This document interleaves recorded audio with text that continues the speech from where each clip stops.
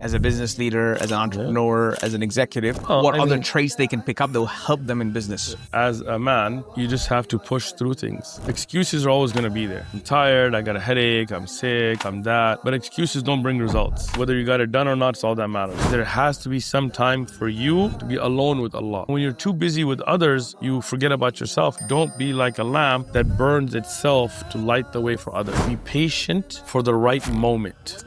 Don't waste time. As a head of organization, you need to be working on the business, not in the business. Delegation is what has to be the solution. That level of obsession is necessary to become the best in your craft, Shaykh. If you learn these skill sets, you're going to be very valuable in the future. I'm sick of complaining. Lobby this and Zionist this. Why isn't this king doing something? Stop complaining. Let's find solutions. Don't wait on others. We as an ummah have the skill set. We have the finances. We have the intelligence. Let's bring it together and plan taking small projects on, but aiming 100 years from now. That was not a one-man show. Everybody has to come together and think, what can we do for the ummah for the next generation to take it to the next level? Allahumma barik, Shaykh. Property is always a great investment. Even if the market corrects itself, people need places to live. Do you think there is a shortage of institutional investments, property-backed, but totally Sharia compliant? I think yours is the first one I've heard of. And I've had people come up to me and said, look, we just want your face on the project. Every one of them that I looked into had some ribā in it. But alhamdulillah, projects like yours are unique and there's barakah. And on top of that, it makes good business sense. What is Shaykh Uthman's favorite asset class for investment?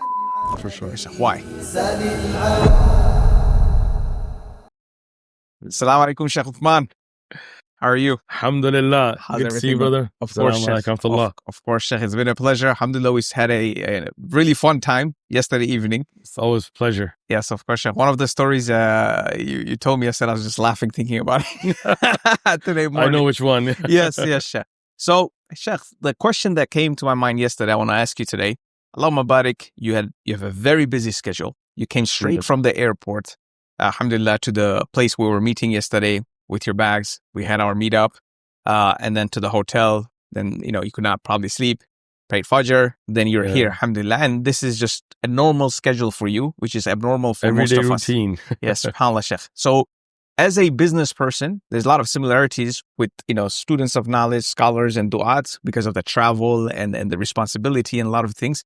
So I also travel quite a bit, and most of the people that I deal with travel quite a bit, Shaykh. So just give me some of your cheat codes or some of the things you do, Shaykh, to keep yourself going, inshallah. It could be tea habits, adhkar, anything. Tell me everything, Shaykh. Barakallah feek. So first thing I'd say is, as a man, you just have to push through things. Excuses are always going to be there. I'm tired, I got a headache, I'm sick, I'm this, I'm that. But excuses don't bring results. In the end, whether you got it done or not, it's all that matters, right? So as a man, sometimes you just have to push yourself. You have to say, look, I got to get this done. I'm not going to overthink it. I'm just going to do it. And then, whatever I feel tired. Just going to show up, basically. Just show up and get it done, right? So a lot of times I'm tired, and a lot of times I am, and I'm exhausted. We just finished Umrah. I'm sick. At the same time, a lot of the travel and jet lag and all that. I don't even think about it too much. Okay, I got to be here at this time. Let's go. You want to get this done? Let's do it. Alhamdulillah. Past that, which is basically what I'm saying is willpower. Yes, right. The attitude, basically. You got to make yourself be like, look, I got to get this done. No excuses. Let's get it done. Right. When I'm done with it, then I'll think about it. Right. Yeah. Because when you overthink things, it weakens your resolve. And my father used to say this to me. He used to say, don't overthink things. When you know something has to be done, don't even worry about consequences. Just get it done and then worry about what happens, right? Secondly, of course, your spiritual connection with Allah should be strong. And one of the things that people forget is there has to be some time for you to be alone with Allah, khalwa with Allah, right? People, especially some of us, may Allah forgive us, who are speakers and, imams and masajid or lecturers and asatiza, we forget that you must have that spiritual time. And when you're too busy with others, you forget about yourself. And my shaykh, when I was studying with him, he used to say, don't be like a lamp that burns itself to light the way for others. So powerful. And it's a powerful statement. And, so I always, no matter how busy I am, no matter how much I'm traveling, I always set some time out to be just me and Allah's time, right? So how does that look for you, Shaykh, when you're traveling? Is it morning, evening, set time, on the go? It's usually around 2 a.m., but it depends. At times, it might not be, right? So, even if it's in the daytime, just take some time out, sit by yourself, tadabbur, contemplate, take an ayah of the Quran, take a hadith, take a dua, and just sit with it and ask Allah, make dua, raise your hands, cry, make that kind of like your spiritual energy time. That's another thing, right? Third thing, don't waste time. People doom scroll right now for hours. Yeah, it's epidemic. It's a calamity. It's a huge problem in the community, and people don't realize it. I do not believe in it at all. Right? If I'm spending time with you as my Muslim brother, then I'm talking to you. As you may have noticed, we've been talking. I'm not on my phone. Yeah, of course. Yeah. I'm not even checking messages because I think it's disrespectful to you.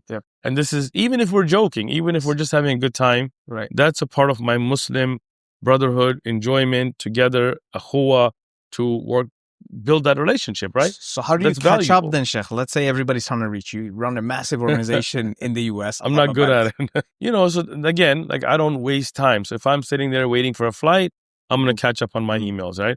If I'm sitting there, waiting for my tea to be, brought to me, I'm going to catch up. Fantastic. And I learned this hack when I was studying, right? So what I did is a lot of time mustalah al-hadith and ulum al-tafsir are very complex subjects. And when you don't have a logical flow, a lot of students, they pass the test, but they don't retain the knowledge. So I'm a visual learner. So what I did is I made graphs. Mustalah al-hadith, sanad, matan. Okay, how do we judge a sanad? Sahih li dhatihi, sahih li ghayrihi, hasan li dhatihi, hasan li ghayrihi. Okay, tawatur, mutawatir. Okay, ahad, aziz, gharib, mashhur, right? So I made graphs, and what I would do is anytime I had nothing to do, I would have a piece of paper and a pen with me, and I would take it out and I would start drawing out usul al-tafsir, okay, abwab al-tafsir, Quran bil-Quran, Quran bil-hadith sahih, and so on, right? So I would start drawing it out so it stayed fresh in my mind.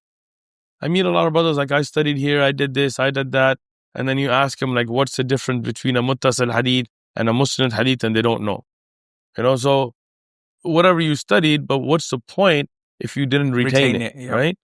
As my sheikh used to say, al-ilm fi ra'sak, laysa fi kura'sak. The knowledge is in your head, not in your notebook. Right. Whatever which is good. I love taking notes. Don't get me wrong. But then it should lead to you keeping it in your head. I'rab, like nahu, marfu'at, mansubat, majurrat, tawabi'. You should have it like this. Be able to say, okay, maf'ul bihi, what is it? Take an ayah, make Arab. So I didn't want to waste time. So now I use that same principle now, right, in catching up with a lot of emails and texts. And to be very honest with you, I don't believe in faking things. I am behind on a lot of it, right? That's why a lot of times I don't catch up to messages as I should. And I think as I grow, I think delegation is more what has to be the solution, because as a head of organization or a leader in an organization or a CEO or whatever you may be, you need to be working on the business, not in the business, right? So that means, day-to-day messages that are coming on Instagram, I can't be sitting and checking those. Right. We've delegated those out, right? Yep. Alhamdulillah, the bigger picture da'wah, doing what needs to be done, going where it needs to be gone, that's the places where I need to be focusing my time. Fantastic, Sheikh. You mentioned yesterday that you're a light traveler. You don't carry a lot of things with you, but you had a big carry-on with books. Nothing but books. Yeah. Yes. So tell me, Sheikh, what are your non-negotiable books? What are these books that you carry? Almost all of them are Islamic books. Okay. They're all newer books, meaning I just bought them. So I have a library at home, alhamdulillah. And it is my garden of Jannah in this world. I love it. And I can show you pictures later, but it's really wonderful. No book in my library. The one we see on video, Sheikh, in your background? Yeah, some like of them, in the majlis and exactly.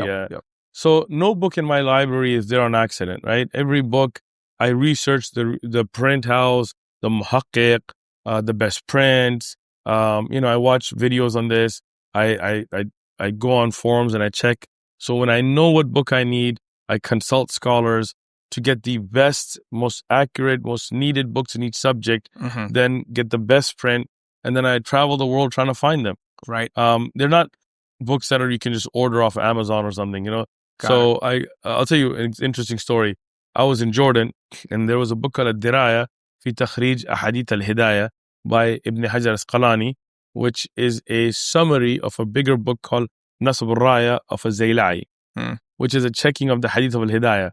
So I was writing a book at the time, which was a part of my master's thesis about the issue of Raf al-Yadayn. Okay. But I didn't want to write any reference without holding the actual book in my hand. I didn't want to go online or Maktaba Shamila because there's a lot of mistakes. So this book at Diraya I couldn't find. Now, alhamdulillah, they have very nice new prints, but I'm talking about quite a while back when I was still studying. So I couldn't find an actual printed book of it. I found a manuscript with one of the shuyukh, but I couldn't look at it and so on. So I was in this bookstore and they had this pile of like the giveaway books, basically cheap stuff that they were just, selling for like nothing, kind of like, clearance, right? Yep. So I'm going through it and I find the book. So I am like ecstatic, and I love to spend time in bookstores. I like to get lost in a bookstore. Just leave me alone, give me some tea, leave me in a bookstore. I'm more than happy, right? So I find it. And the dinar there's, it's expensive. It's not, it's more than USDs, right? Yep. So I told the guy, how much? And they were marked as 1 dinar. Okay. Right? So he, trying to be whatever, he told me 10 dinar. Right? So I gave him 10 dinar. And then after I was walking away, he kind of laughed. Yes. He said, these we sell for 1 dinar. Like he told me like, I kind of got over with you. So I turned to him, I told him I would have given you 1,000. Yes. Wow. So those books are valuable to me, right? So alhamdulillah, so those kind of books, I always have a list of books I need and I'm always updating that list. And like now, you're always in search for those books. Exactly. So I was in Kuwait right now. Yep. Alhamdulillah, I got some of the books that I've been looking for. Alhamdulillah, they're in my bag. When I go back, even if I got to throw my clothes away, those books are going to go back with me. Absolutely, Sheikh.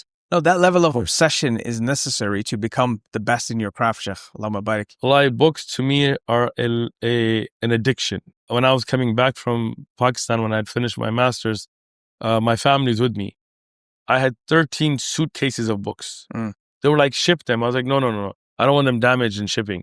We're going to take them with us. I told my wife and kids, throw your clothes away. We'll buy new ones, give them away in sadaqah, whatever. Only clothes you can take back is whatever fits around the books to protect them from getting damaged. Wow. Allahumma barik, Sheikh. Sheikh, recently I've been watching, even you mentioned the fact to us yesterday about in Delaware, the age of legal marriage was 7 up until 1890. That is correct. So a lot of these historical tidbits, mashallah, and I've been following in your videos as well that you bring. What is your primary source for studying these type of history, A?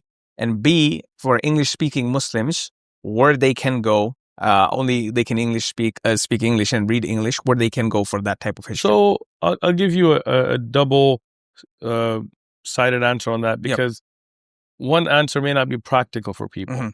I personally like to read. I like to research. And I spend time sometimes in libraries just going through different books and different subjects. Non-Muslim, Muslim, different libraries, West, East. I just love research. And like this issue of the age of marriage, I found in a book called Jailbait by a non-Muslim author. It's got nothing to do with Islam, but she just talks about, it's a female author, by the way, and she talks about Dr. Carroll, the laws of statutory rape in America and how they're misused at times and so on, right? So when I got the book and I found the graphs and the charts, especially from a non-Muslim professor resource, I thought it was a great, way to show people the reality, right? Like that, I've got books about kings in Europe and so on, and when they got married and all of that. So the harder answer is it just takes a lot of research, and I don't believe Googling or searching makes life easier. Maybe easier, but not better, because a lot of the beneficial things I have found in life were while I was looking for something else in a book. Meaning I pick up a book, I'm looking for one thing, I find something else because I'm flipping through the pages, kind of skimming through them, Right. speed reading, right? If you just search it, you never go through that. So you miss all that benefit, right? Right. So just reading, researching, going, looking up subjects, going to libraries, finding rare books, picking them up, skimming through them. But that takes a lot of time.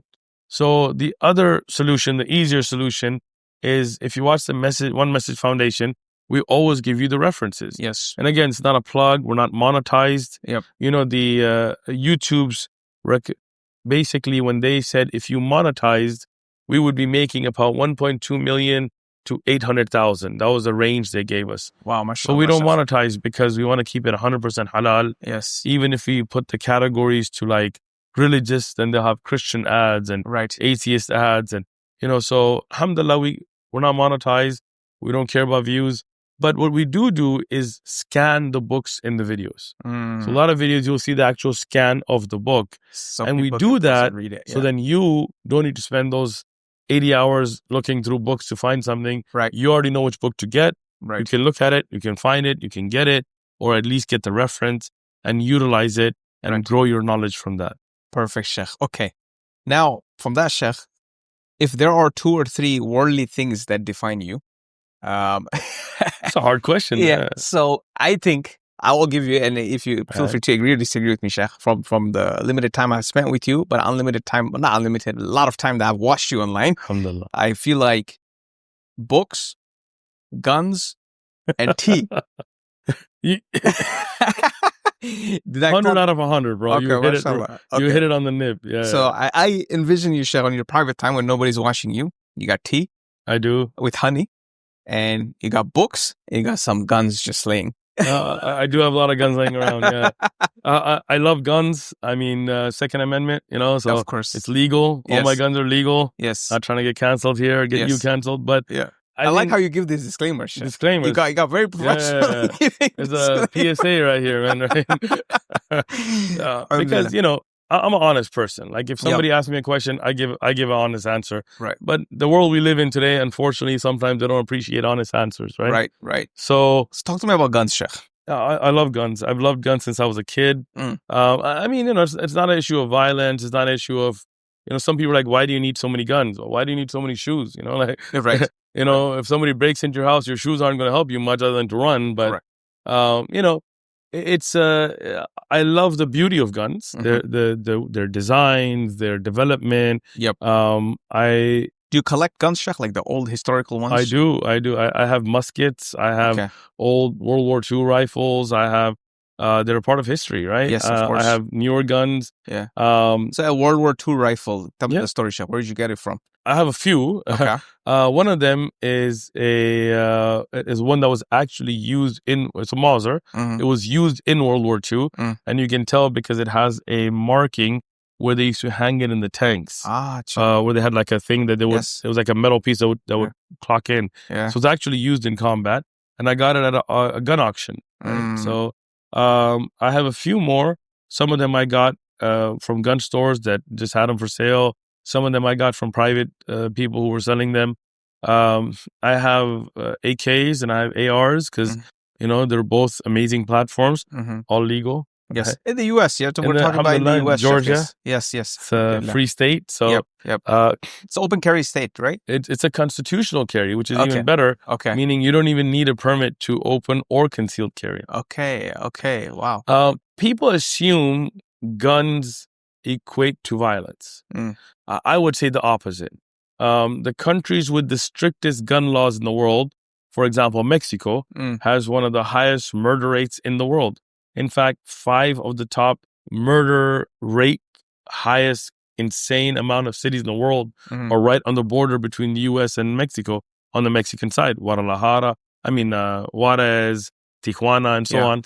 And you can't legally own guns there. But the illegal gun market is huge there.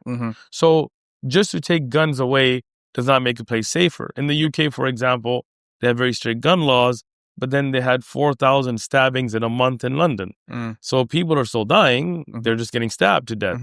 People talk about, you know, these mass shootings and school shootings. What's your proposed solution in America, Look, Sheikh? first thing, do you know which country has the most guns in the number of households. I mean, not the most guns per person, but every household in that country has to have a gun. Other legally. than US? No. In the legal, you don't. In the US, you don't have to have a gun. You don't have to. Oh, legally, you have legally, to. every household. Oh, wow. I don't know, Chef. Switzerland. Seriously? Yes. One of the most peaceful countries, huh? It is a very peaceful country. But because they don't actually have a standing military, every Swiss citizen is technically a reserve military person who gets training, and they have to have a gun in their house in case something goes off.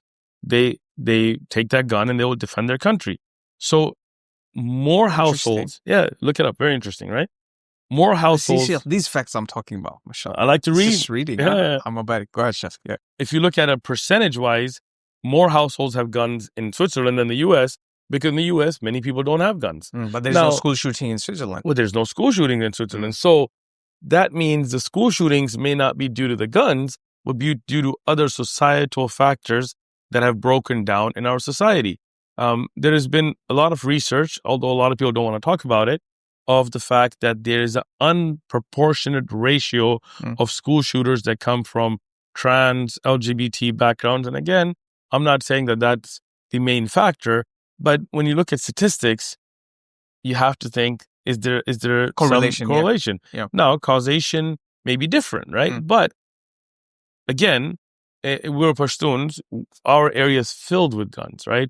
In the Pashtun culture, everybody's got a gun. On the truck. In our cars, in our houses, in our living rooms, Yes. We love guns. Yes. But I have never heard of a random school shooting in the Pashtun areas. Yeah. There might be a shooting between some tribes. Of course. But not randomly. Not randomly somebody waking up in the morning, going to school and shooting. And be like, I'm just going to shoot up random people. I've never heard of that, right? So then you have to understand that there are other factors at play. I'll tell you this. I travel a lot, and a lot of countries I go to, people are very afraid in their homes. Even when I was in the UK, people had like crazy cameras and crazy locks and those grills in the window. Oh, yeah. I mean, people still break into your house while you're home, disrespect your family. I'll tell you this, in the US, that's very uncommon, because you walk into somebody's house. You not forget the lawn. People are scared. Like, if I get on this man's grass, I don't know if he's going to be like, self-defense. You know? Recently, and a few times in the past, my home address got doxed. Some of the Christians and unfortunately some of the haters, even from our own community, put it out there like, hey, here's his address. Stop this man's Dawa, right? I welcome him. Tell him, come on down, man. And I think I'm scared. I'm not scared of any of those guys, right? Yeah. You come on down and you'll find a welcoming committee you know. And again, people always talk about guns like you don't really need them, right? I'll give you a real example. In San Diego, we had a riot, the BLM riots, Black Lives Matter. My neighborhood, which is a predominantly very white neighborhood, had an issue with a young teenager. Police and them got into it, whatever. The people that came to riot were not from my city. Okay. They came from outside, right?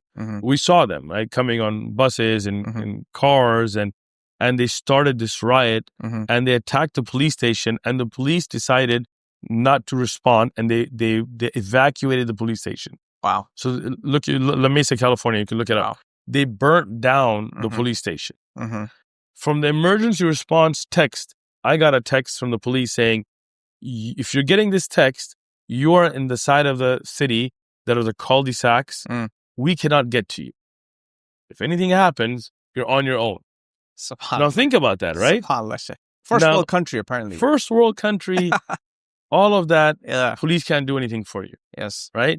Now there's 1,000 people rioting, burning down shops, in the streets. So me and my two sons, I told them, look, you made a video about it, right, Sheikh? Maybe I did. Yes, I think I watched it. Yeah. So I told my sons, grab some weapons. Yeah. We're going to be on our property. We're not, but we're going to defend that. You got your mom, you got your sisters. Yes. Nobody's coming into this house. Yes. So, alhamdulillah, we stood our ground, and our streets are cul-de-sac. So one of the little white kids that was in the BLM riot for some reason, he was coming up to our street, and I had a shotgun at the time with me. I went, clack, clack, and he turned right back around. Yes. And the entire procession just went the other U-turn. direction, Yep, right? Yep. So this is a real story, real life, you know. So I think this is one of the sad things many Muslim men, especially today, and men in general, don't know how to use a firearm. Yep. And that's why you have accidents. I was raised with guns. Alhamdulillah, we've never had an accident. My children were raised with guns. I taught my sons gun safety when they were toddlers. Yeah. So they realize it's not a toy. Yes. But, you know, if you get this guy, some liberal guy who's never had a gun, and then he has like a midlife crisis, he decides to go buy a gun, never taught his kids about guns, and now they think it's a toy and they're pointing at people going bang, bang. And then you get, you know, all these accidents. And that's wrong. You should raise your children educated, understand the difference between a toy and a gun, understand, respect the weapon. Yes. Right? And that's something lost today. So one trait I'm seeing here a person can develop is basically having access to temptations but not abusing it. Of course. Because I'm thinking like, okay, going to the shooting range or start from like having a gun, maintaining it, what kind of disciplines or traits I can pick up as a business leader, as an entrepreneur, as an executive. I think this is the first one, because when you're in business, you have a lot of things on your table that you can just call, you can just do this, you can just make this happen. But how do you control yourself, right? What other things you think, Sheikh, like any leaders going to the shooting range and learning actually how to shoot, how to aim, how to target, what other traits they can pick up that will help them in business? I can tell you for myself, and again, I'm not a great shot or anything, but learning how to shoot accurately taught me how to be patient for the right moment. Oof. I'll give you an example. In business, let's say you got a startup and somebody wants to buy you out, right? If you are too eager, you'll jump at the first offer. Short sell yourself, okay, 10 million. Well, let's just do it. Yeah. You know? And the same thing almost happened to me. The same thing alhamdulillah, right? When you're at a shooting range, if you just grab a gun, and you'll see a lot of YouTube videos of people that don't know how to shoot, and you just bah, bah, bah, bah, you're going to miss everything. And that's not the way guns work. It's not a movie. You know, like when you see the movies of people just shooting, and that's not the way guns work, right? It takes discipline. It takes hunting, focus. Right, Sheikh? Hunting. Of course. I mean, you look at the target, you blur out your surroundings. You focus on the little metal, you know, scope, right, that you have right there, the metal target signs right there. And then you take your deep breath, right? You exhale. You don't shoot with the middle of the finger. You use the tip, so you're not jerking it, right? So when you have that accuracy, then you hit your bullseye. It teaches you how to be patient and hit at the right moment. And that's something very valuable in business. Moving objects, Sheikh, when you're trying to target a moving object. Right? I mean, it's even more difficult because then you have to predict where it is. Yeah. You know, for example, if you hunt birds, you don't shoot at where the bird is. You shoot at where it's going to be when your buckshot reaches Study the pattern and predict. Exactly. And calculate the time by the time the shot hits. And it is. Art. And then also, like you said, I mean, guns are a powerful tool, right? Learning how to deal with it safely and correctly in the way that it's supposed to be teaches you how wealth is a powerful tool, right? You know, you always treat a gun like it's loaded. You never act like it's not loaded and play with it, absolutely. right? That's the first thing they teach you when you go to the first range. thing. You never put on your finger on the trigger until you're ready to shoot. Yeah, right? you always keep it down. Exactly, right? You never point it at anybody, right? So now think about it in business, right? You always want to treat your business seriously. You don't want to take it, you know, like it's haphazard. You don't want to be throwing your funds around everywhere. Of course. A lot of that focus, it's wonderful. Yeah. Plus, one of the sometimes super skills sometimes can get scary for people is the power of persuading and convincing in business, Sheikh, right? So sometimes we have to control, because you know you can convince anyone pretty much for anything. Like as they say, ice to Eskimos. And then now they made it sell sand to the Arabs, you know. I was trying to, you know, I'm in the Arab countries. Sheikh, offend anybody here. You know? Yeah, but, you know, when you have that kind of super skill, Allahumma barik, it's like a gun, Sheikh. It's a tool. It's a powerful tool you have in your possession, and you know you can use it. You have to, like, have the discipline. Be responsible with it. Be responsible with it, Sheikh. Okay. Yeah.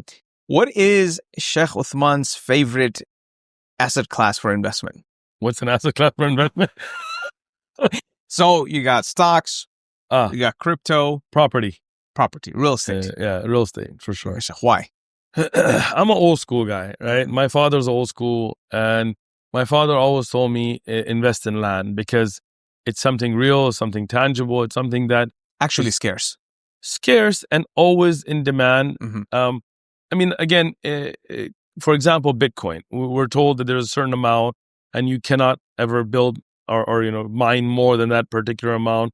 And that's why it's so valuable. Anything that you can just keep printing, like pieces of paper as money, has no intrinsic value of itself, right? Yep. Land is necessary. People need to live. People need to farm. People need to do business in places, right? Yep. And we're not increasing any unless Elon actually colonizes Mars. This is all the land we got, right? Yes. So, and I'm not a property flipping guy. Yep. I believe buying property, no interest, no ribā, no banks, whatever I can afford, I buy it and then rent it out. Yes. And then now you're getting a rental income every month. Yep. Passive income coming in, and your equities going up. So that's my forte. I've bought stocks before. I've got a few that I'm holding. Not my thing, So on the stock, Sheikh, also is not my thing, but more I have matured. One thing that bugs me the most on stocks, forget, let's say, scholarly opinion and whatnot. Not forget, but there's opinions and discussions. But let's say we take the opinion, you can invest in these type of stocks and whatnot. But what still bugs me, this is an institution I'm helping that's not helping us. Actually, it's actually harming us in some instances. Even institutions like Meta, Apple, in some way or the other, they're not working for us. They're working against us. So I'm actually funding them. You're part of the system then, right? Yes, you're part of the system, right? So for the property, Sheikh, for someone, the issue people have, property is expensive investment to get into. So let's talk about that, right? Yeah, let's talk about it, Sheikh. I know a brother personally. Yep. He bought 7 houses in Detroit for $5,000 to $10,000 each. Yep. $5,000 anybody has. I mean, if you don't have $5,000 in your bank, you have more things to worry about than listening to the investments and everything.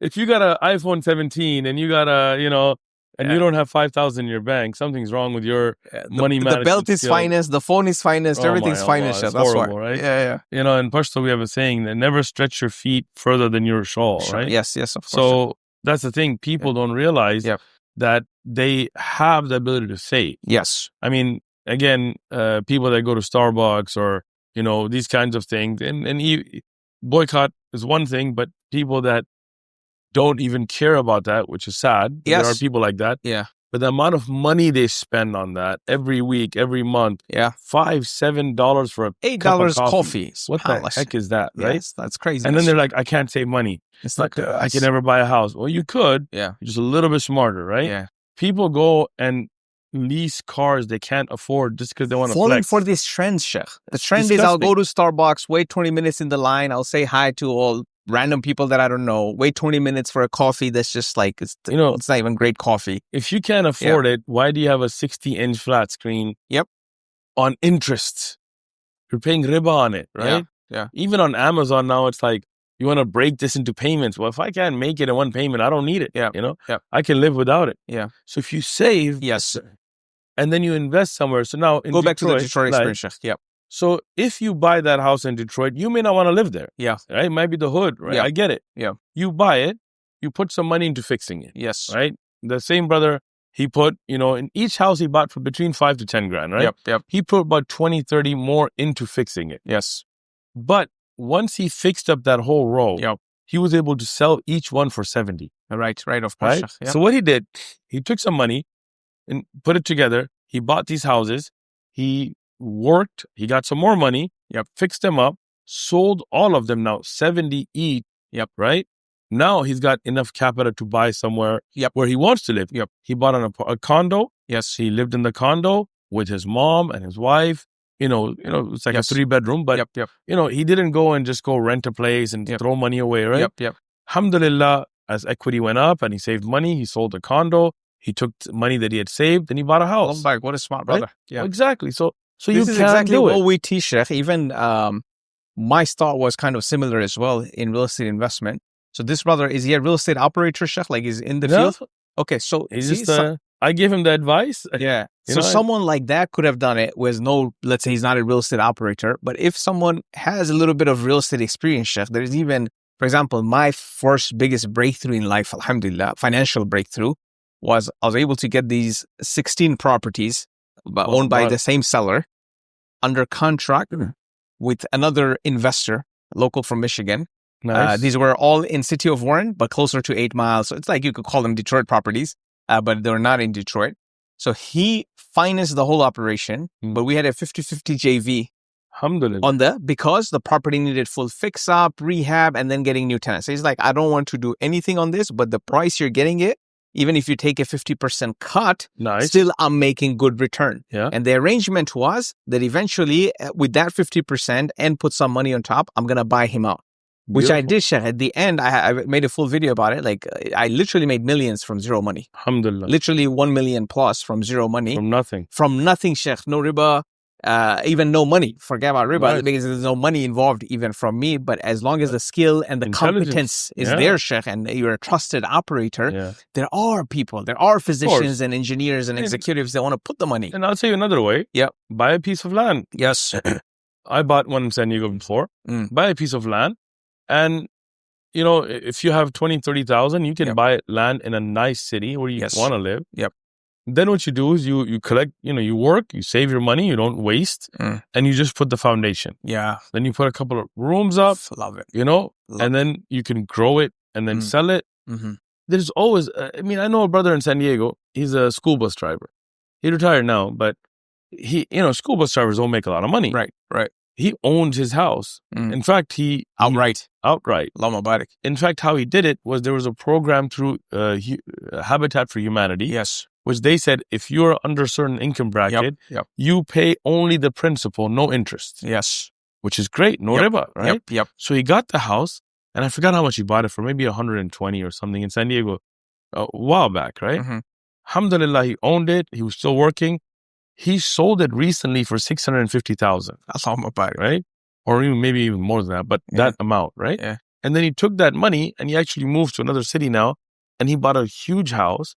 And he's got this big, you know, fund now because the extra money that he had. Yes, of course. So you can do it even if you have no money. Example you gave about yourself. It's amazing, right? Yes, alhamdulillah. But you have to take the initiative. Yes. So now, Shaykh, that example, Allahumma barik, Shaykh, and I'll touch on the Habitat for Humanity in a second, but the example I gave you, Shaykh, and the example you gave of the brother, now what we have done is we have kind of institutionalized that model into, so what we're doing right now, for example, we have done one in Dubai, built to rent model, where we basically bought a plot of land in Dubai South, close to the new airport, and we built a G+6 ground floor plus 6th floor. 62 unit apartment building. And it was a complete build to rent model, so long term hold, right? But the model is, Shaykh, I purchased the land with my own money.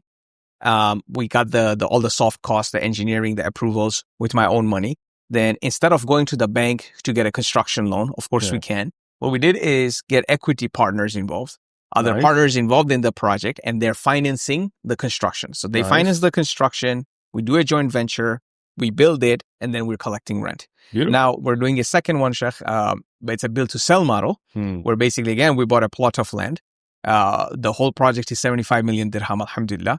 Out of that, the plot itself is 25 million dirham. Then the soft cost, basically 30 million, close to 30 million is our own funds. And the rest, 45 million dirham, we have raised from partners. And we put it together, but it's a build-to-sell model. And we're coming in at least 50-60% below the market. So our basically all our costs, the land acquisition, construction, engineering, development, marketing, brokerage, when you put everything together, we're at like 1,000 dirham per square foot. Okay. But the market is at 1,600, 1,700 dirham per square foot today. But by the time, inshallah, we finish, even if it doesn't go up, even if the market corrects a little bit. But if you know what you're doing, you come in at a good entry price, you're still green and solid green. You know, and the beauty about property, may Allah bless your father. Is he alive, Shaykh? He passed away. He passed away. May Allah have mercy on him. The thing that our parents taught us with properties is the tangible asset, Shaykh. It is. Even if the market goes upside down, you can still rent out all the units, collect rent, and wait for a better time to sell the building. Property is always a great investment. You know, in the long run, it's never, even if the market corrects itself, it dips, you get bubbles and all that. In the long run, you'll make out. Because people need places to live. 100%.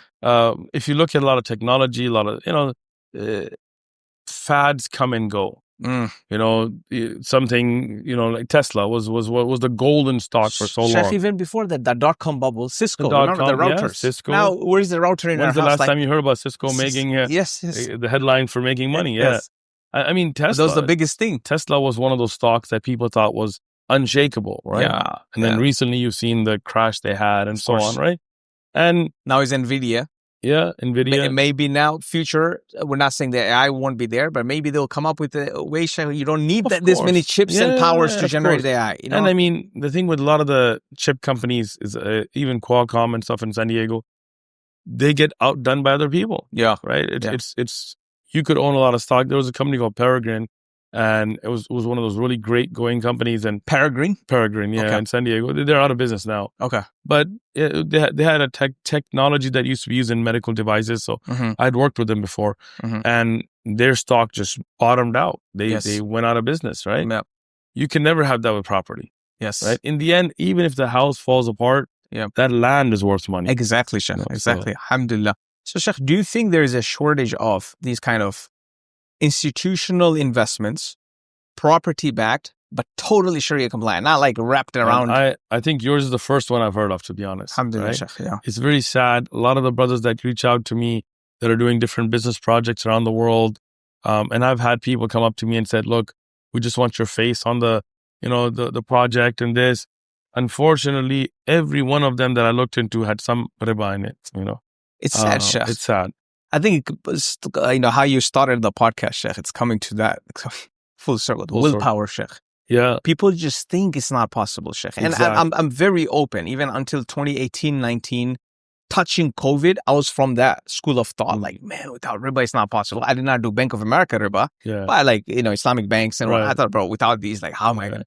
Islamic bank. Yes. And we, people can follow the other podcasts we did. So I don't want to repeat the same thing. It will come out. The cave. We're the cavemen. We're cavemen. Allahumma barik.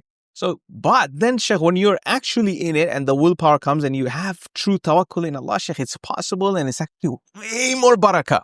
And I mean, even if you look at it from a secular perspective, Yes. when you're dealing with ribā, somebody else is making money off your project. Yeah. Somebody who's without taking any risk. Exactly. They're not And sharing that's the why risk. ribā is haram, because they're not bringing any value to the Nothing. project, not their skill set, Yep. not their intelligence, not their project management skills, Yep. basically they're just sitting back and saying, it's your money, it's your time. Even if you go to hell with it, I need my money back and my interest. Yeah.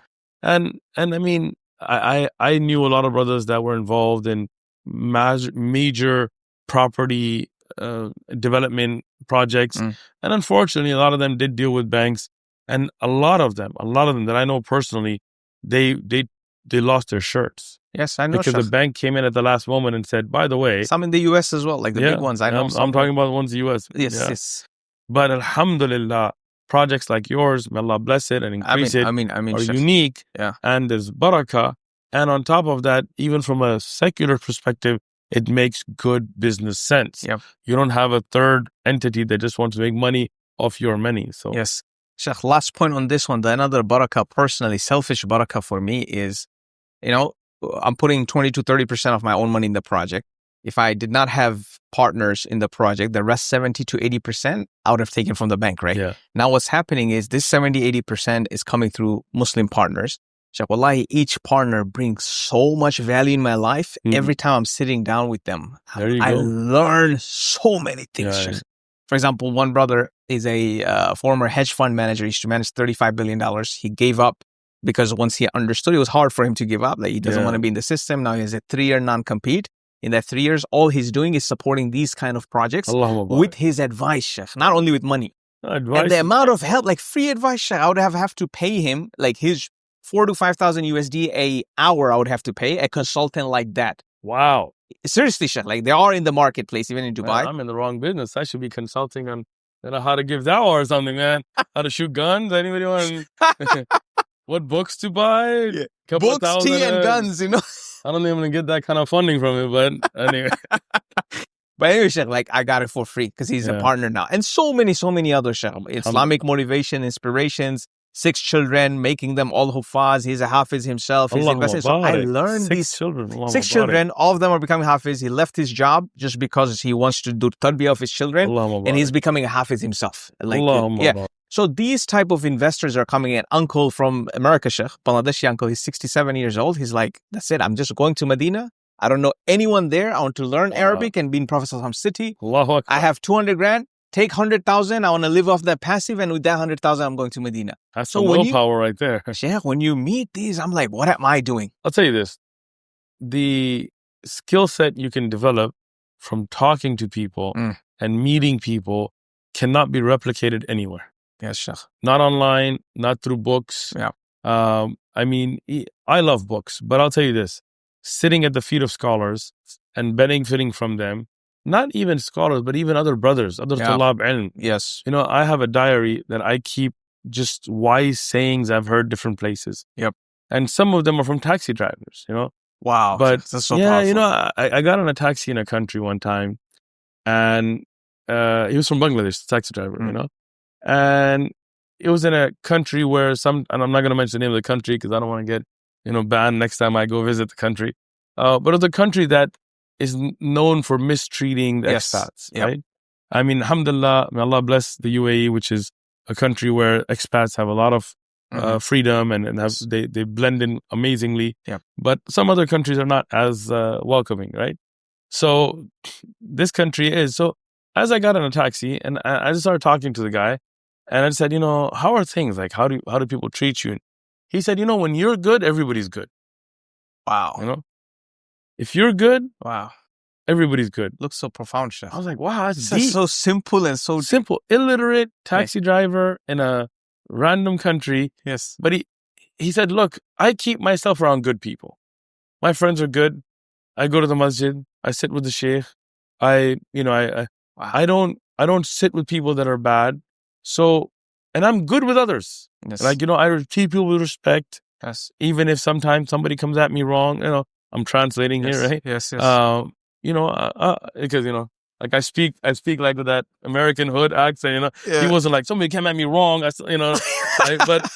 But you know, he was like, look, I just let it go. Yeah. You know, I'm a good person. Yes. So everybody's been good to me. And I thought, that's amazing. That's wisdom, you know. Yeah. When you are good and you are confident and you are, you know, you have that relationship with Allah, then people don't affect you.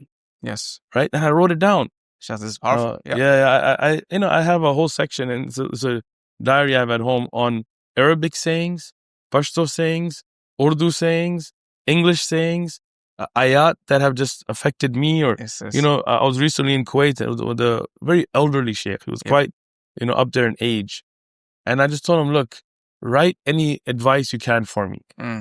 So he wrote an ayah from Surah Hud, you know, and he said, ponder upon this ayah. That's amazing, you know? And I wrote it down. I kept it. When I go home, I'm going to put it in my diary. And I have, you know, a section, the same diary of hadith that have just touched me, you know? Every hadith is beautiful, but sometimes a particular hadith just kind of hits you, you know? Yes. I'll give you one beautiful one. Please, Sheikh. Is that Allah is towards his abd as that abd expects Allah to be with him. That's a very deep hadith. Of course, Sheikh. You know, if you think Allah's not going to forgive me, Allah's not going to bless this project, it's not going to happen, that negative mindset, then it won't. But if you have that, no, Allah will make it possible. Yes. Allah will defend me. Allah will clear my name. Yeah. Allah will support me. Allah will forgive me. Allah will help me even with my shortcomings. Allah will help me to accomplish this goal. Allah will be that way with you. You know. Amin, Sheikh. Amin. Fantastic, Sheikh. Okay, Sheikh. Now, bringing it to a close, Sheikh, 2 points I want to touch on. We're having so much fun, man. Come on. Sheikh, I want to make sure that you're okay. I'm good, inshallah. Okay, Sheikh. Then I want to mention something else. Go for it. You mentioned, you know, sitting down in front of with the scholars and actually learning is, you know, it goes beyond books, right? I think it's true with any subject matter expert, Sheikh. Of course. Right? Like the actually being in their proximity. Like I have learned the most when I'm actually in a closed room with other high executives and when they're negotiating. I had one of the toughest negotiation yesterday, Sheikh, right before I met you actually. It was 2.5 hours with a Russian gentleman, a Palestinian gentleman, a Jordanian gentleman, and a Bangladeshi guy, right? A lot of gentlemen there. All 4. And it was tough, Sheikh, tough negotiation. But the Russian man, you know, is a commodities trader without going into a lot of details into his business, but all legitimate, very good man, actually, older gentleman. He's a billionaire. He's a multi-billionaire, and his liquid funds is close to $500 million. Wow. Liquid. And he's investing in UAE in multiple things. Then it was his attorney, the Palestinian brother. Maybe you'll actually meet him on Friday, inshallah. On the desert. That was the representative of that billionaire. And then I had my representative, the Jordanian brother. All right. Yes, Sheikh. But that meeting, what I was studying, not only the negotiation and everything, from like how each person is sitting. Yes. Like I'm just fascinated, Sheikh, because you can pick up a lot of cues, what's going on in their mind. When do they step back? When do they come forward? What's their tell? Yeah, what's their tell? What are they thinking, Sheikh? And I've been doing that for a long time. Even recently, I did it live, actually, when Crown Prince of Saudi Arabia went to the US and he was sitting with Donald Trump, the president, and how they were sitting, how they're interacting, Sheikh. I don't really care about the content, but how they were reacting of these tough questions from the journalists. And these are two world leaders. They don't know what it's America. You don't know what the question will be. And these journalists can be sometimes wild, Sheikh, you know? There were some wild questions. There were some very wild questions, Sheikh. And like I was watching the live view from the wild question. What's happening to the hand? What's happening to the eyebrows? What's happening to here, and how's the reaction? You can tell a lot, Sheikh. You can tell a lot, and you know how polished a man is when they're asked those tough questions and how they immediately react. And this is like the level, Sheikh, because these are the world leaders, and sometimes I tell myself the stress they go through, the leaders. It must be insane. It's insane, Sheikh, right? As you look at somebody who becomes president, the before and after picture in 4 years, they ate. Look at Mr. Joe Biden, Sheikh. Or even Obama. Obama, he became old, Sheikh, in 8 years. I mean, he became an old man from a young man. He became he became an old man, Sheikh. Old man. But the point being, Sheikh, when you look at that, one thing is you tell yourself, I'm not that big of a deal. People have so much more stress they're dealing with. They do. And then number two, you learn from there, whatever your craft is. That's important because, I mean, I saw a video one time that was talking about the body language of the Congress in the U.S. Yes. And you can do that at any Congress or Senate or, across the world. Who touches whose hand, where, it all has to do with their ranking and the power plays. The power plays, right? Trump always taps people on the thing. Do you see that? He just taps like the ties that they wear, the colors that they wear. It is important to know these things. Yeah, of course, Sheikh. Of course, that's the word we're playing on a bigger scale, right? Yes. And being able to, again, this is one of the problems I see in the future with our youth, but youth in general as well, is they're losing people skills. Big time. I noticed I was in Norway. This was many years ago. And I was there for work. I was doing an audit for a medical device company. And I got on their tube train station, and I looked around and nobody was talking to anybody. At that time, it was before the AirPods. Okay. But everybody had their, the earphones in. Yes. Had them plugged into their iPods. Yes. And, if you remember iPods, I'm old. Right? I remember, Sheikh, And nobody was talking. And I looked around. And then I was looking at the fact that when you get messages nowadays, it's more emojis and acronyms than words. Yes. Everything from, expressed in emojis. I don't want to. I know. The little chocolate kisses people send you. Yes. Poop emoji. Yes. All right. Yeah. But, right. So emojis that go back. So I don't even understand the meanings of those. Honestly, sometimes it's like, I don't even know what it's supposed to mean. Why are you sending me a fruit? I mean, are you hungry? What's the peach for? Right? It's Georgia. It's the state of Georgia. Peach is there. Yeah. What are you guys laughing about? All right.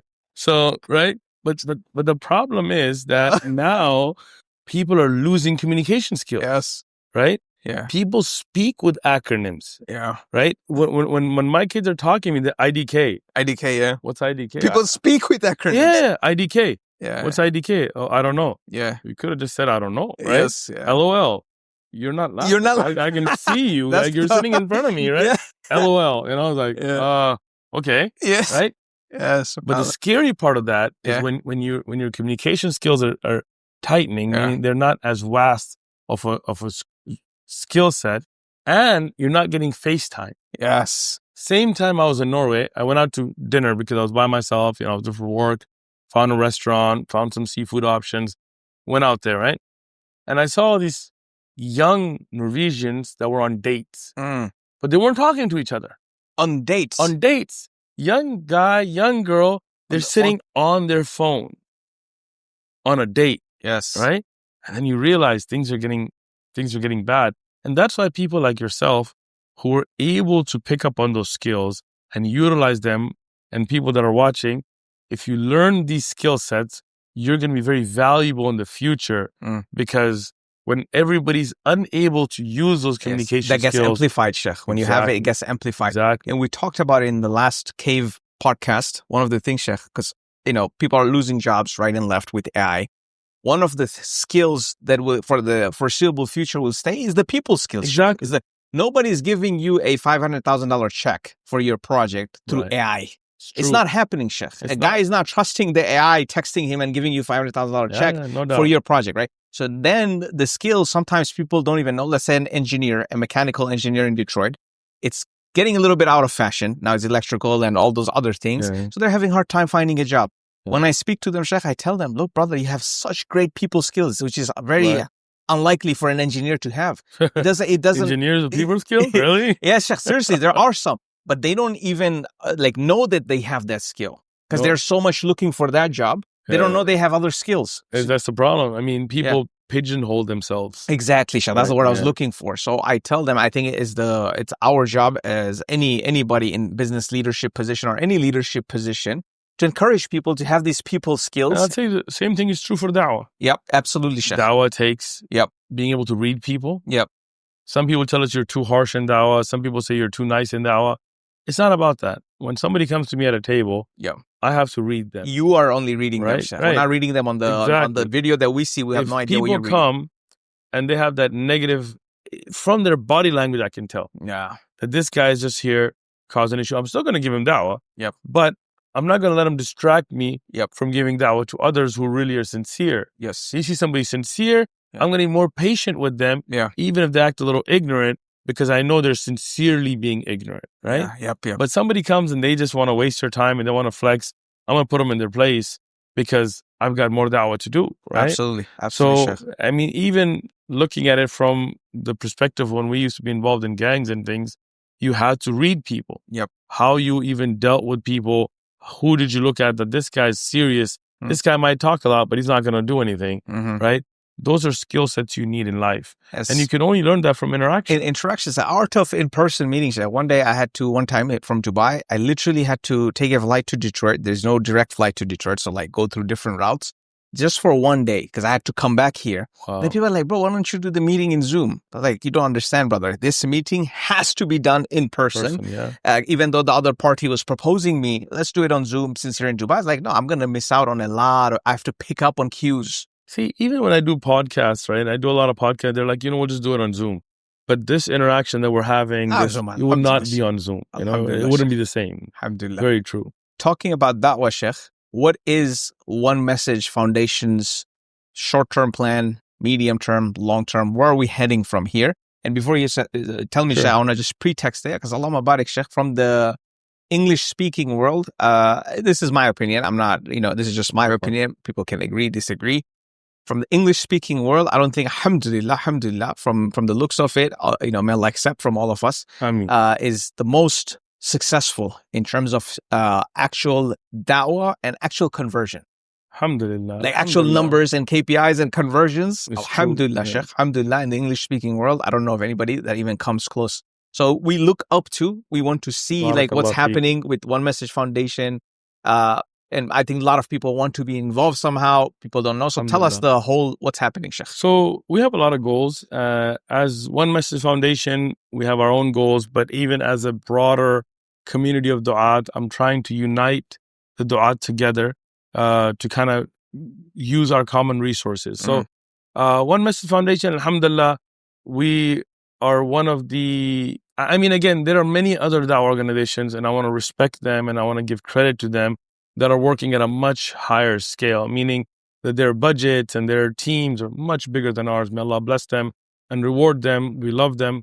But One Message Foundation, for the amount of resources we have, we hardly ever do a fundraising. I don't think you've ever seen me. Never. I do it for other people, like for other masajid and things to help them. Yes. So for OMF, we hardly ever, right? Yep. And with the funds that we have and the volunteer base that we have, because When you have a big employee base and you can kind of hold them more accountable, working with a lot of volunteers, It's different. Alhamdulillah, we're doing really well. And we thank Allah for it. It's all from Allah subhanahu wa ta'ala. Yes, Sheikh, absolutely. We have San Diego, of course, Saturday, Sunday, we have Balboa Park. And then we have a place called Midway Museum where we do every week, brothers are out there. We're keeping that steadfast on the ground. No faltering there. No exception on that. No exception. We're increasing that to even on Tuesdays where they have free museums and stuff to try to increase that. We're also trying to develop da'wah teams in other cities. And they don't have to be under one message foundation. We're not trying to, grow our brand or something. We're just here doing for the sake of Allah. Yes. So like I went out to Dallas, I went out to New York. We worked with the brothers there, trying to get them hyped up. Right now, we're trying to set up a team in LA to kind of be a regular du'at. Because in LA, there are some brothers that do da'wah, but there aren't a lot of people that regularly go out every week. So we have some brothers there. We're trying to grow there. In Atlanta, alhamdulillah, we have brothers that are doing da'wah out there in a place called Stone Mountain. So we're trying to support that effort with Tashteed Dawa out there and others. So one thing is we're trying to grow the on-the-ground, grassroots, weekly, steadfast da'wah efforts across Northern America, including in Mexico and in Canada, right? Allahumma barik. A lot of the times it's not under OMF, but we'll still support them fully. We'll give them banners, we'll give them tables, we'll give them free English language translation of the Quran.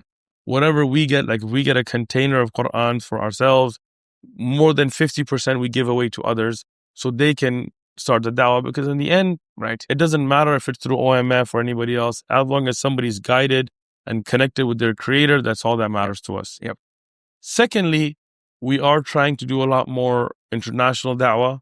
So this is where we do need some funds because tickets and hotels and going in, it's not cheap, right? Yes. Yep. But as you've seen, I've been going out to other countries, doing street da'wah all the way, whether it's in the UK or Canada.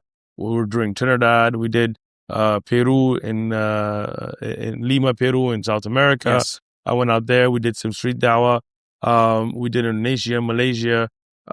Inshallah, soon I'm looking forward to going to South Africa and going to other sub-Saharan African countries as well.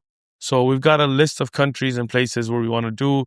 One of them that inshallah, I'm breaking news surprise on your podcast. Inshallah. First time ever. Inshallah. Right? 2026, I'm planning Japan. MashaAllah. So we're planning to go out to Japan, do street da'wah, lectures. Wow. And it's a very fertile place for Islam. And they're open to it. They get permits. We'll find out. Inshallah, Shamala, make it easy. South Korea is on the list. We want to go to places where da'wah is needed. Yes. Japan, the society right now was very much commercialized. Yes. They don't really care about religion. It was money, work, money. And they're kind of waking up from that. And Christianity obviously has failed them. And now they realize even with their population decline, meaning that their elders are many and their kids aren't having kids. So right. They're realizing that work being the only priority in life wasn't a successful model for them. Right. So Islam is growing. Yep. So I'm planning on going out there. If you go to the One Message Foundation website, we have a donate link. Yes. Where people can donate. We don't only fundraise. Alhamdulillah, we put tawakkal ala Allah and it's been going well. On a bigger scale, with AIM, the Authentic Ilm Mission with Sheikh Karim Uzaid, we are looking at buying a facility right now in Texas. Inshallah, it's going to be a da'wah training seminary. Okay. What does it mean? Alhamdulillah, our brother Eddie from the Dean Show, we worked with him to open the Dawah Center in Florida. And I'm going there right after here. Yes. It's already open, Chef. It's open, alhamdulillah. There's still some things that need to be finished. Yeah. But I'm going there for a conference right after here. And we're going to, in the one in Florida, we're going to have a, basically like a walk-through place where people can walk off the street, have posters about Islam. Like an exhibition, basically. Like an exhibition that's open 24/7. Correct. MashaAllah. Anytime people can come in. MashaAllah. We're going to have tours, obviously, for universities and things. We're going to have da'wah training. We already have the masjid up and running. Yes. We have Jama'ah, 5 times salah. We're going to have a gym that we're finishing up there. So that's one. Right. But the one in Texas is going to be a little bit different. Okay. Our plan is to have, and alhamdulillah, we found a location. It's $4 million. So we're working on it, inshallah. Allahumma barik, Sheikh. Allahumma barik. So the idea is to have a masjid. Yes. But alhamdulillah, there's a lot of masajid there. So that's not the main goal. The main goal is to have a place where people can go and train to give da'wah. And new Muslims can go and get some time that they can stay there and learn, right? Safe place. Like a safe place. So yeah. basically, and again, the Mormons have this in Utah and other places, and they have a training place where you stay there the night, Yep. you learn, and then you go out on your missions, right? Yes. But as Muslims, we're lacking there, right? Right. So if somebody becomes Muslim, sometimes they need that environment, right?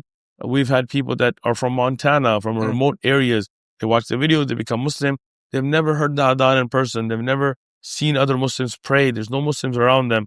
So we can invite them and say, okay, for a month, you can stay here, or 10 days, whatever, right? Right. Free. We're not charging. We're not trying to make money off them, right? We'll provide you food. Every day we'll have durus on aqidah, on their salah, on Islamic rulings that they need in their daily life. So they get that strong base, and then they can go out and, live their life and be du'at. Right. And then we can do dawah trainings, right? Yeah. We have the GDC, the Global Dawah Council that we're working on, bringing together all the different dawah organizations, from Dr. Zakir Naik to AIRA to Omar Suleiman to OMF to the brothers at, Speaker's Corner, bringing us all together and saying, okay, look, let's solve issues together. Let's pool resources. MashaAllah. This is a great initiative, Shaykh. Alhamdulillah. I've been working on it for a few years. It's been so we difficult. can solve issues behind closed doors instead of coming. Yeah. Alhamdulillah, and it's been working. Yeah. I'll give you an example. I was in the UK, and I'm not going to mention who was involved, but it's just to show you the pettiness of what happened. Some brothers were at Speaker's Corner. Yes. And they were, debating in this. And one brother, was telling the other brother, look, I don't want you posting my content on your channel. Okay. Which, whatever. Like for me, I don't copyright anything. Anybody that wants to take our videos, make clips, post. You have one of the biggest ones, Shaykh. You're telling me you don't even know who's behind it. We don't know. Alhamdulillah, a lot of people like that we see translated. The channel in Indonesia that translates our videos, we don't know who they are. Yeah. And they get more views than us. Yes. And we're happy for them. In the end, it's all about the da'wah growing. Yep. But some brothers have one or whatever. So he was telling his brother, don't put my content, don't record me. Mine is for my channel, right? And something, whatever, they had some harsh words. And in the end, when they packed up, this brother accidentally, I assume, picked up the other brother's mic, put it in his pocket and walked out. Right? Now that other brother thought, oh, this is on purpose. And I'm going to expose him. I'm going to call him a thief and this and that. And now imagine if this had come out, Islamophobes are just waiting. Oh, look, the Dawa guys are stealing from each other. Oh, they're thieves, right? So what we did, we sat them down. And the brother said, it was an accident. I picked it up. Here's your mic back. It looked like my bike. Sorry, Alhamdulillah, we solved it. They worked it out behind closed doors without all the drama back and forth. Yes. But petty thing could have led to so much drama, Shaykh. Exactly. Yes. Yeah. So we're working on that and trainings, right? So we had the one in London. Alhamdulillah, was very successful. We had 100 du'at that came, and we had only for du'at from Dawa organizations, that one. One day, we had our brothers from AIRA there. We had our brothers from Dawa Wise. We had OMF obviously was there. Yep. We had our brother Abbas give a class about communication skills. Yep. I gave a class about Islamic belief, and then I gave a class about Bible contradictions. And we had other brothers that, whatever SMEs that we had in different subjects, we brought them in to train the du'at. So the center in Texas, inshallah, will have then, courses on that. So you can come stay for a week or a weekend or a month. Yeah, structured curriculum. Yeah. And in the future, it will be a madrasa as well. As we grow, people can stay there and memorize Quran. Yeah. And, we always want to plan long term. Inshallah, Shaykh. Barakallahu fiqh, Shaykh, for actually taking out the time and explaining. So, Shaykh, if somebody wants to, in a more systemic way, support, because of course, inshallah, I'm sure a lot of people, and there's never enough, more people can go on the website and click on the link and donate, but more systemic way to, let's say, for the Dawah Center, possibly create an endowment that supports the operations of the Dawah Center. Yeah. What would you advise? Because most of our crowd that are listening on this channel, at least inshallah, is the investors, business owners, executives, basically loaded people. Barakallah. That's the right audience, mashallah. Yeah, Shaykh. So they can, inshallah, and also through the cave, the networks, all the people that are listening in that caliber, what's the systemic way to support Dawah in America through your mission and your efforts? The best thing is to get a hold of you Not seriously. And then you get a hold of me. Yes. I mean, seriously, we don't really have that process in place. So inshallah, we can work And together. We need to, and that's the barakallah feekum. I mean, that's the thing we need, right? Yes. Everybody has their skill set, right? Yes. Some people are good at debating, some people are good at dawah, some people are good at, like our brothers have their own skill set. There's some brothers, may Allah bless them, you've never seen them on a camera, but behind the scenes they organize all the dawah best activities. Coordinators, best organizers. Coordinators, yes. Paper Logistics. pushers, crossing T's, dotting I's.